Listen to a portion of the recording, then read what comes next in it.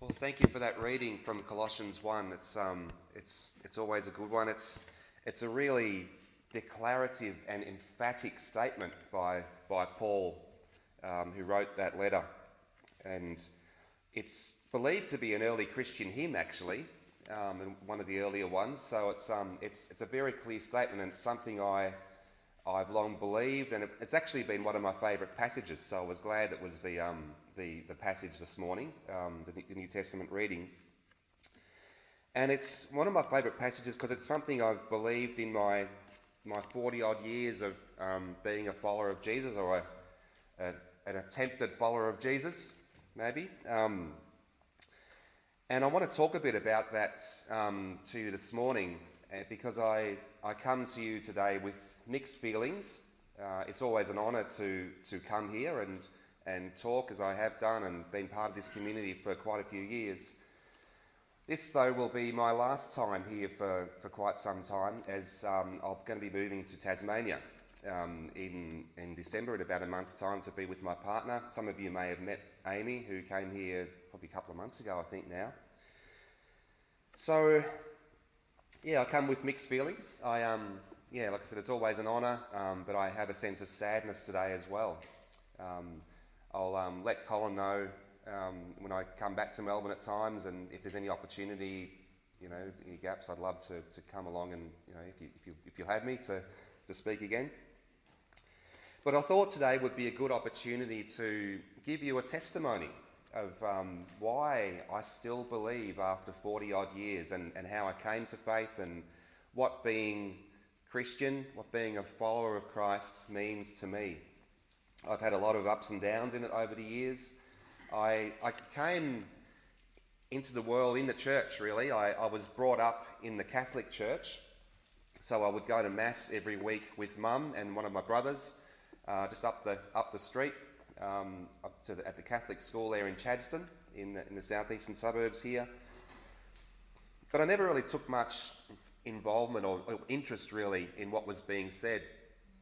When the time came for the homily, that was my time to fantasise about who Hawthorn was playing on the weekend, and what was happening in the football. So I didn't really take much notice of what was being said. I actually found it all pretty boring, really.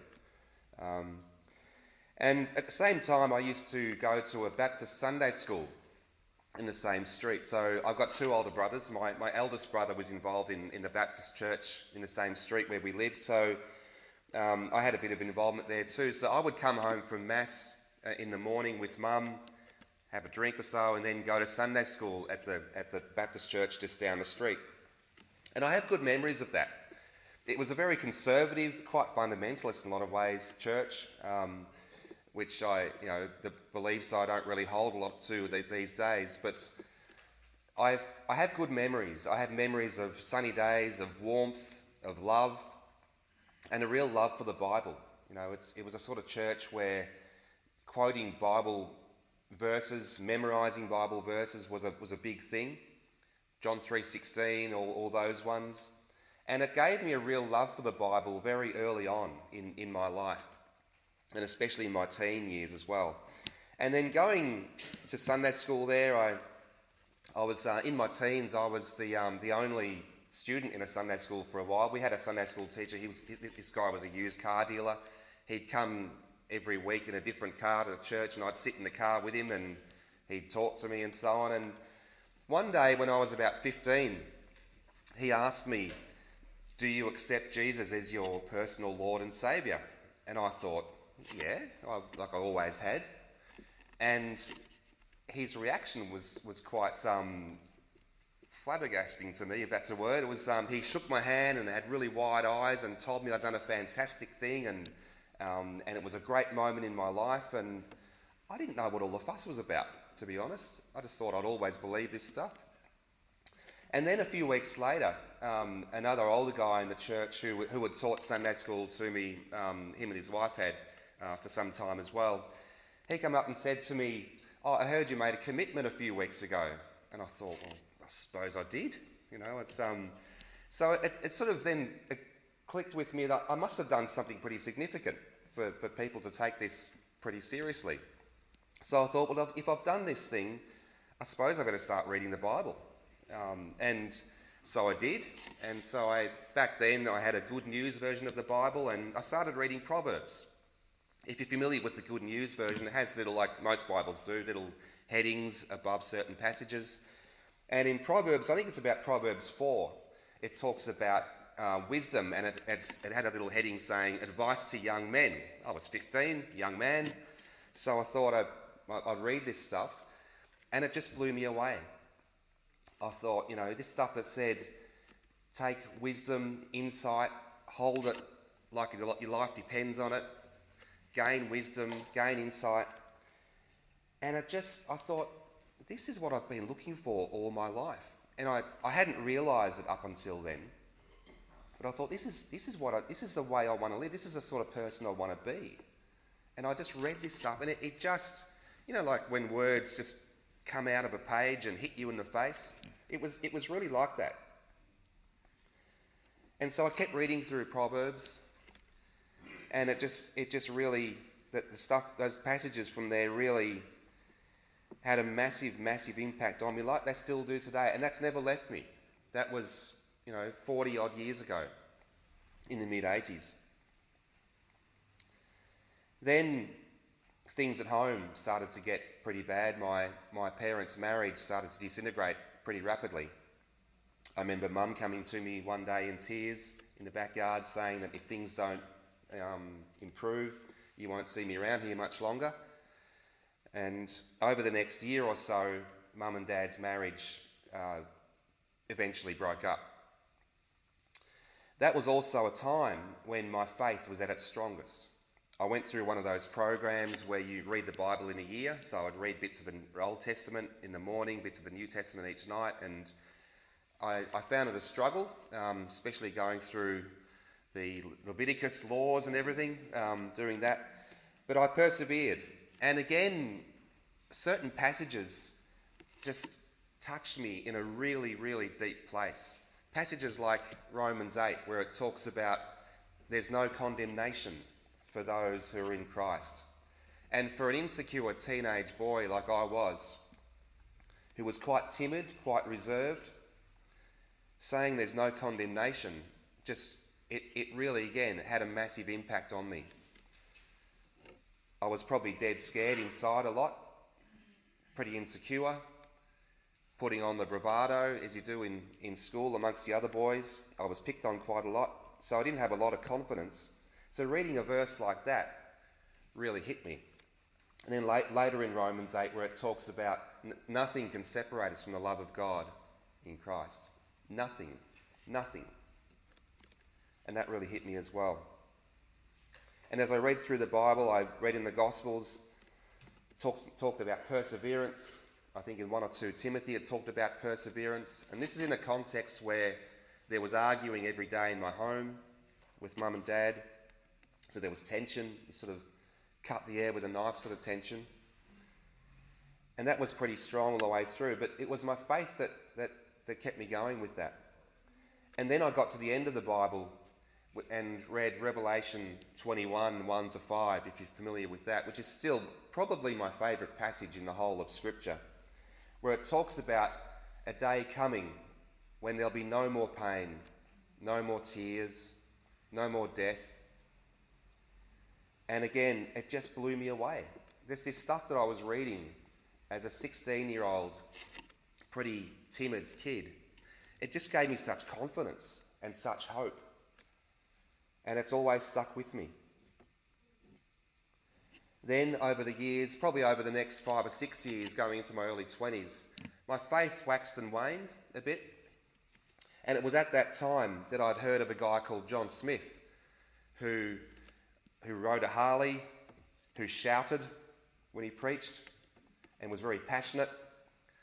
And I was in a young adults group at my church at the time, and a few of us went along to hear John speak. It was in Queensbury Street, Carlton at the time. This is like 1987, around there.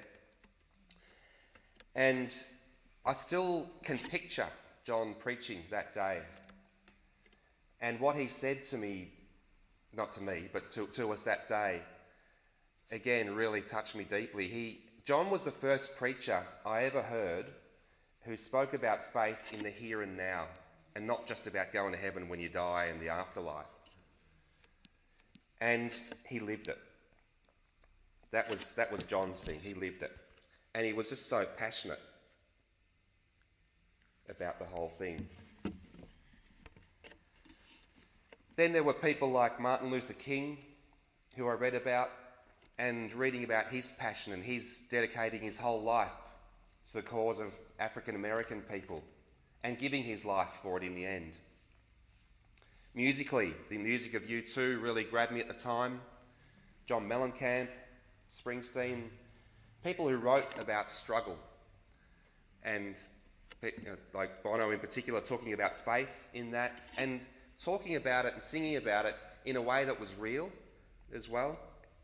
I've never really been much into Christian music. I find it pretty boring, to be honest, most of it, except when it's someone like Sammy Horner, U2 and others, because they're real. They talk about struggle. They talk about the reality of life, and they sing about the reality of life. There was a study done some years ago by the Korean-American Christian leader in the US, Sung Chan Ra, where he said that in the top 100 Christian music lists back about 10 years ago or so, about 85 to 90% of the top music songs in Christian music were all praise and worship. Yet if you look at the Psalms, about 40% of the Psalms are Psalms of lament. We're not singing biblically in our churches a lot. Thankfully we do here. That's why I've always been drawn to a place like this. So those were my influences back then. And again, being a young man as I was in my formative years, those things really touched me a lot. But I got to a stage then where I looked at the Jesus of the Gospels, and people like Smithy really brought the Gospels alive for me at that time. And I saw in Jesus a person who wasn't nice but was kind, and there's a huge difference. I saw a Jesus who was loving, who stood up for what was right, stood up for those who were marginalised when everyone else rejected them, who turned over the tables in the temple out of his passion. And I was attracted to that Jesus because it wasn't me. I was attracted to that Jesus because it wasn't me. And I felt, you know, when you're young, you feel on fire a lot. I was like that. And I got to a stage, I had what I can only call then, after being 4 years or so of being a Christian, then I had what can only be called a conversion experience, where for a few weeks there, I felt like God was more real to me than before or since, in a lot of ways. I felt like all my motives were pure, and I felt really alive. But I got hung up on the feeling of that. I grew up in a pretty empty sort of home where there wasn't a lot of love, and so I grabbed onto any good feeling. And that sense of aliveness was great, but I got hooked on that feeling as well. And I became quite disillusioned over time with church, not so much with faith, but I sort of went through a stage where I got confused about life, about love, about faith, what it's about. And it was at a point where I didn't like God, but I loved Jesus. So I separated the two in my heart, in my mind. I couldn't really reconcile. I didn't like this God figure, but I loved Jesus. It's a sort of dualism that captures a lot of the church, I think, these days still. And that had been ingrained into me in a lot of ways. And so I spent years then trying to recapture a feeling, which took me into quite self-destructive behaviour then. I was also taught back then the traditional evangelical view of life, of faith, that was the only way to be a real Christian. I was taught that Catholics weren't real Christians, People in the ecumenical movement were pretty wishy-washy at best. Theologians weren't much better. And of course the Pope was the Antichrist. I believed that the Bible was to be taken literally, so I believed in a literal 6-day creation, and I believed the rapture was going to happen any day now. I was convinced of all that stuff. Today I remain a committed follower of Jesus. He means more to me than anything. But there's stuff that I believed back then which I don't believe today. I've long been convinced that if the you of 5 years ago wouldn't believe that the you of today is a heretic, then you're not growing spiritually. If the you of 5 years ago wouldn't believe that the you of today is a heretic, then you're not growing spiritually. I've experienced doubt at times. About probably 20 years ago, I went through a period of pretty intense doubt where I thought, am I just praying to the sky? Is all this stuff real? Being an intellectually minded person, I did all this research about origins of the universe and the whole thing. Spoke to Smithy at the time actually too, which was really helpful. And in the end, I realised that everyone lives by faith. Whether you're a Christian, a Muslim, an atheist, whatever, we all live by faith. Each one of us is exercising faith right now. You're exercising faith that the chair you're sitting on is not going to collapse under you. We don't think about it, but we live by faith every day. And reason and intellectualism can only take us so far. In the end, it's about faith. And one of the things Smithy taught me was it's about a reasonable faith. It's a faith based on evidence. And I've read a whole lot of stuff, and I still believe that the best evidence for the rise of the Christian movement in the first century was that the stuff we read in the Gospels actually happened. I still believe that. With all my heart, I believe that. That Jesus is who he says he is. That he really did rise from the dead. I think that's the best explanation still that I've heard for why this stuff happened. I listened to a talk yesterday by Tom Holland, who runs a podcast called The Rest is History. Now, Tom is an agnostic, written a few books, one great one called Dominion, about the impact of Christian faith on Western culture. Huge book if you're into big books. And he says too that he came to a great respect for Christianity because of the impact it had on millions of lives over 2,000 years.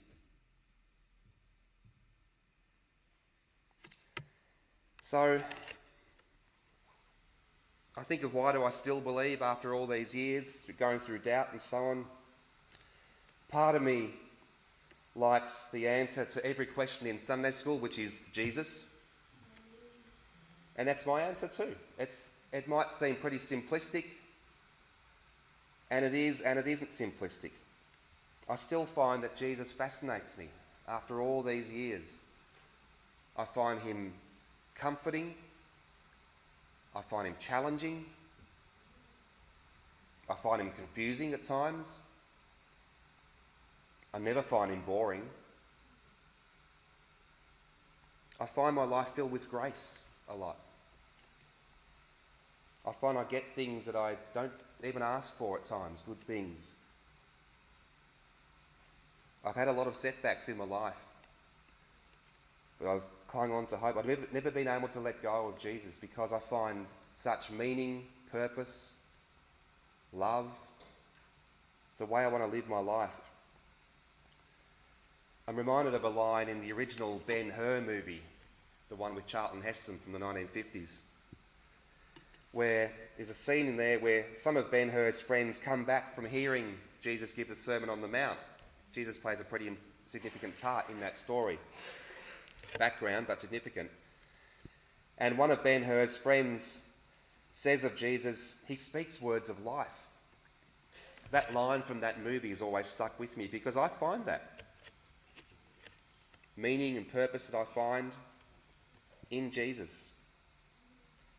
I find that he speaks to the human condition when he says the greatest thing in life is to love God and neighbour. I'm still convinced, probably more than ever, when I look at the world around me now, that love is our only hope. Love is our only hope.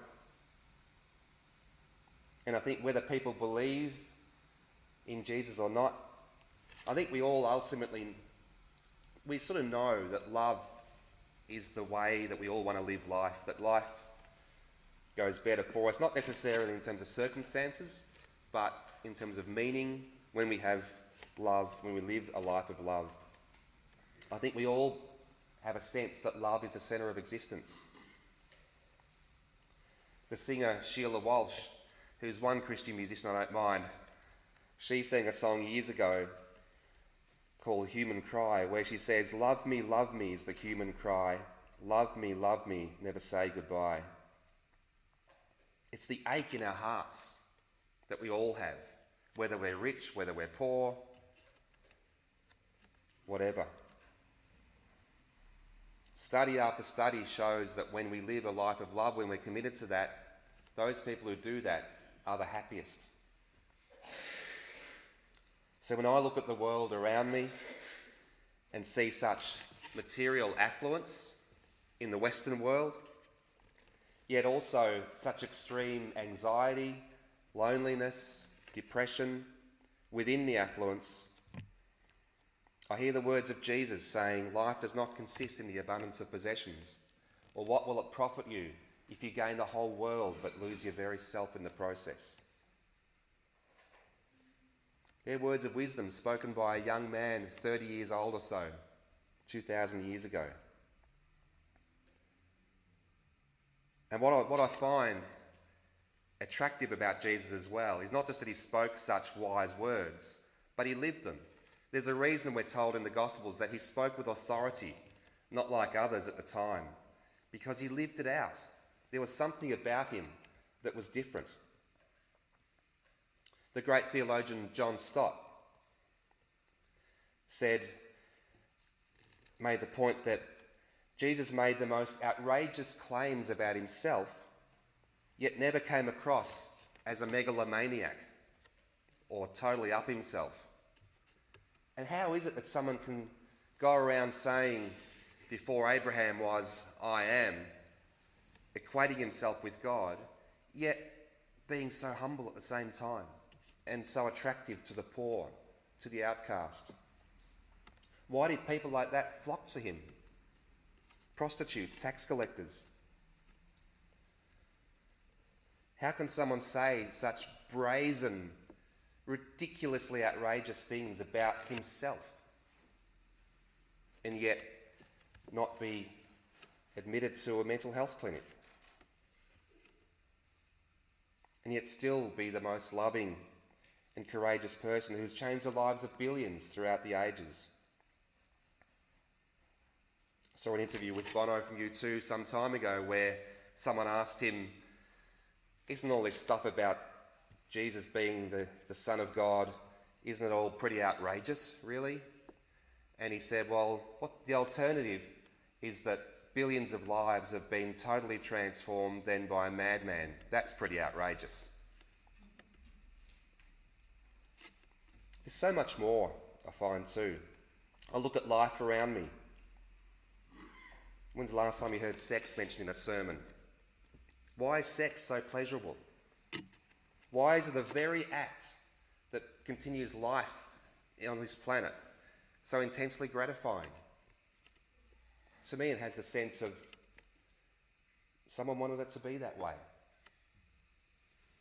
It was designed to be that way, to encourage us to go out, go forth and multiply, to continue this thing called life. It was like whoever designed this wanted existence to go on into the far distant future and wanted us to have a great time doing it. There's also the evidence of relationship holding life together. I had a look at some facts recently about the relationality of all of life and the fingerprints of God of life. Here's some of them. Did you know that cows have best friends? In Switzerland, it's considered animal abuse to have only one guinea pig because they're such social creatures. Otters hold each other's hands when they sleep so they don't drift away from each other. Rats love playing hide and seek. They squeal for joy when they are found or find someone. Seahorses aren't great swimmers, so they intertwine themselves with a mate for life to boost their chances of survival. Male Adelie penguins are known to gift a pebble as part of the courting process for finding a female. If she accepts it, she'll use it to build a nest for the baby penguins they'll have together. So blokes, give your woman a pebble and see what she thinks of that. And according to the German forester and author Peter Wolleben, there's growing evidence now that trees communicate with each other. What do all these things have in common? They have in common the relationality of life, the interconnectedness of existence. I've seen too much of that for it to be a coincidence. I don't believe in coincidences. I think it's much more, there's something deeper going on. No one of us is an island, as it was said many years ago. From time to time in our culture we hear people say that no one can help you except you, as if doing things alone is the natural state of affairs. But that's where I reckon a secular prophet, Johann Hari, if you've read his stuff, is 100% correct when he says that this idea of doing things on your own is a denial of human history and a denial of human nature, because it misunderstands our most basic instincts to connect with each other. Hari is a professed atheist. I think he's a secular prophet because he has such insight into the deep human need. God can speak through anyone, Christian, atheist, Muslim, whoever. Ultimately through Jesus, I believe. People like Hari show us that no matter what we believe, we're all human. We're all wired the same way. We all need love. We all need connection, relationship. And I see that in the concept of God given to us in the Trinity. Larry Crabb used to call God the eternal community. Father, Son, Holy Spirit. If you've seen the painting Rublev's Icon, painted by Andrei Rublev many years ago, that shows the eternal relational nature of all three elements of the Trinity. I encourage you to Google that and have a look at it online if you haven't seen it. Rublev's Icon. Then there's people like Francis Collins, who discovered the human genome some years ago. He talks about his main reason for being a strong Christian, talking about the moral law inside each of us. It's that sense of altruism we have, of giving to others when there's no evolutionary benefit, sacrificing for others. Benefits us in other ways, of course, but communally, relationally it does so, because it gives us the life and meaning we crave. When we see people who sacrifice for others, we wish there were more people like that. So the older I get, the more I see and sense the need for love and meaning in my life as well. And that's why I crave healthy connection with others. A couple of examples. When I was in the US a few years ago visiting family, for the 2 or 3 weeks I was there, I was with people from the time I got up in the morning to the time I went to bed at night. And I'm a person who struggled with anxiety, depression for most of my life, been on medication for it, still am. But for those 2 weeks, I didn't really need much of it because I had that healthy connection. It's the same when I go to men's retreats up in Queensland with the men's movement I'm part of there. And I spend time with many other blokes in real interaction. And at those times I feel totally and unconditionally accepted Us blokes are often not very good at doing that, at reaching out to each other and saying, I'm not okay. But when you can do that in an environment where it's okay to say, I'm not okay, and you're accepted, that's gold. Part of that stuff is there's a lot of ritual involved, and there's drumming and so on, and there's one section where one of the guys gathers everyone together and he starts banging these drums, and he sort of starts dancing around in a circle, and he's one of those extroverted sort of guys, and he sort of, as he's doing it, he sort of looks at you and says, come on, and just gives you a bit of eye contact.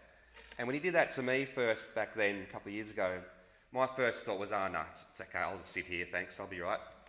But then I thought, no, stuff this, I'm going to get up.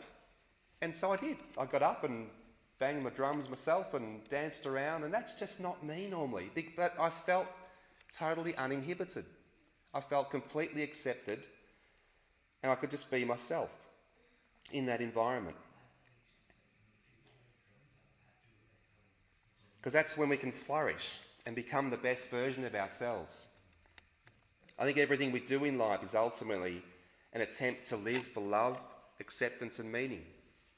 Often we play these games, don't we, where we try and have others accept us.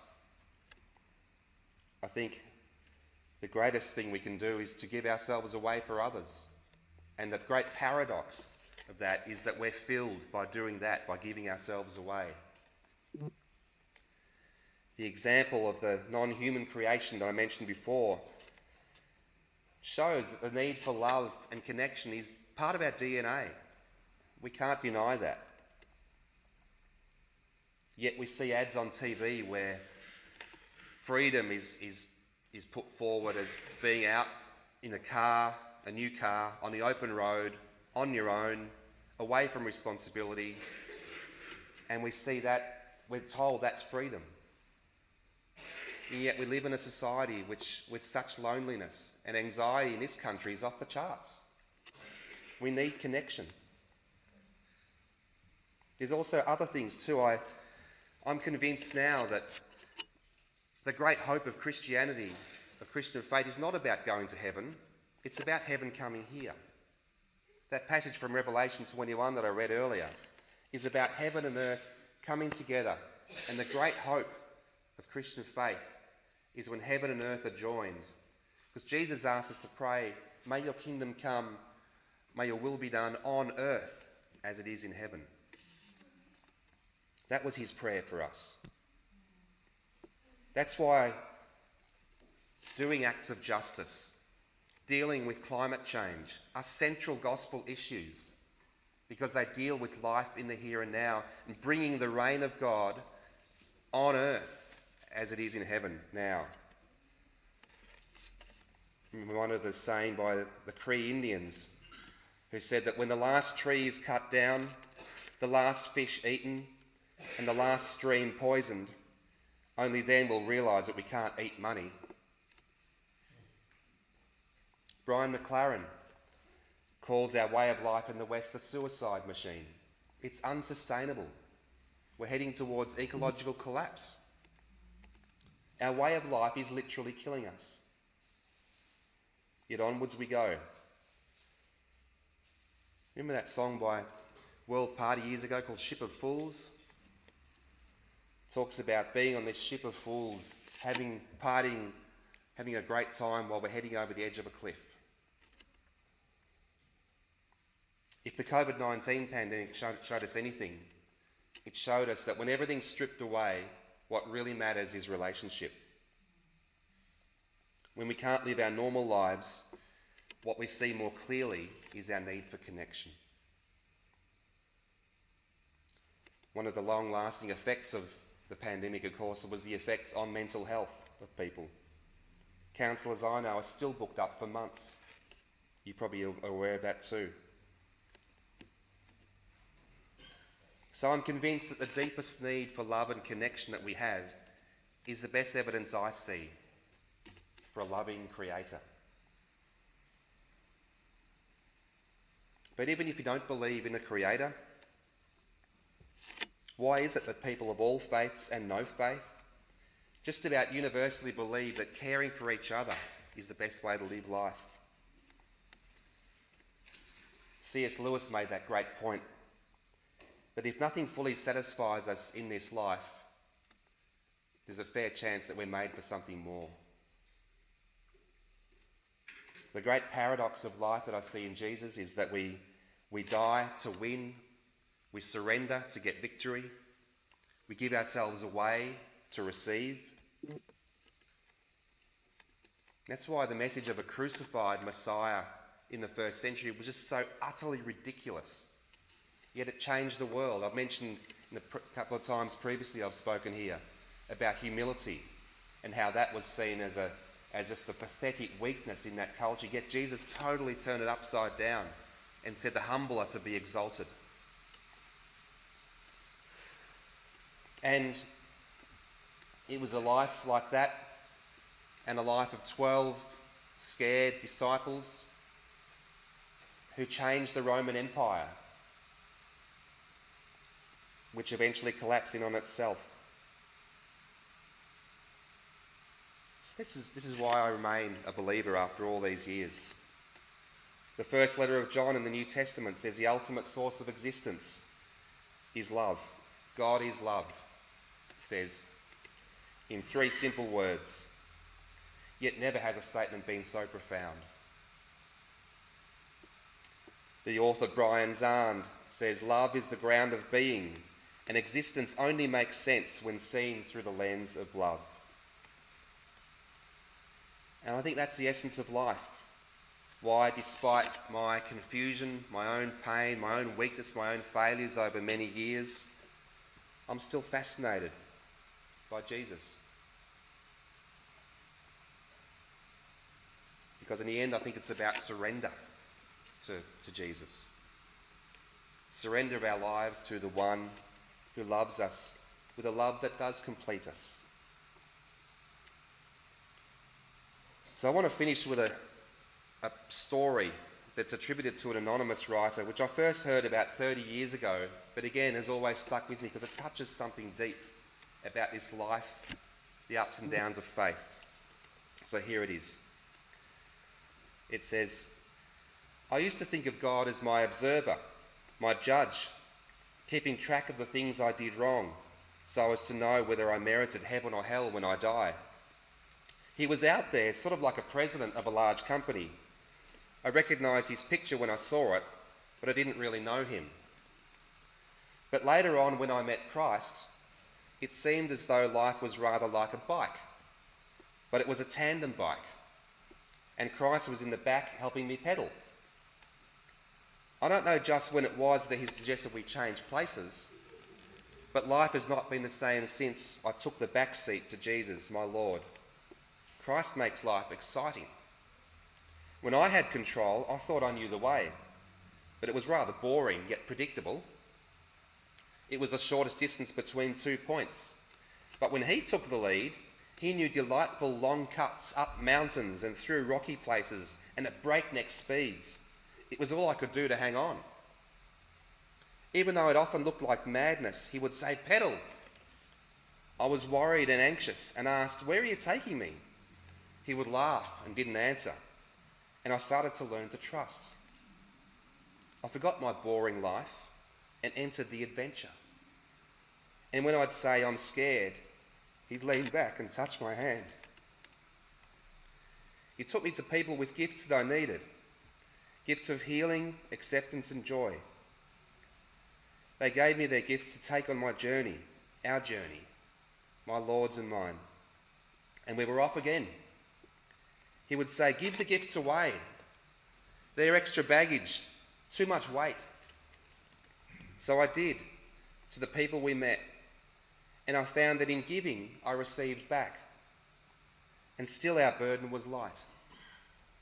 I have to admit I did not trust him at first to be in control of my life.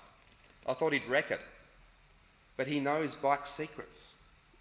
He knows how to make it bend to take sharp corners, jump to clear high rocks, fly to short and scary passages. I'm learning to shut up and pedal in the strangest places. And I'm beginning to enjoy the view and the cool breeze on my face with my delightful constant companion, Jesus Christ. And when I'm sure I just can't do any more, he just smiles and says, pedal.